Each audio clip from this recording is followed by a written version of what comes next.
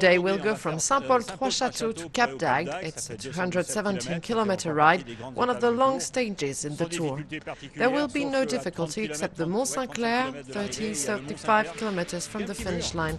It's a short wall, it's not classified in the Category 1 ascents, it's a Category 3 I think, but it's a hurdle that can cause a little trouble for the sprinters. However, the rest is flat, so it can allow them to come back if they need to. Yesterday there was once more a few changes during the race, not within the overall standing, just in the race. The Sky team has let a group go, 18 riders at first, and then it spread a little and 5 men took off and went all the way with a beautiful success for Millard, because yesterday's arrival was far from easy, really. There was a difficult false flat in the last 3 kilometers, and in that case the best man wins.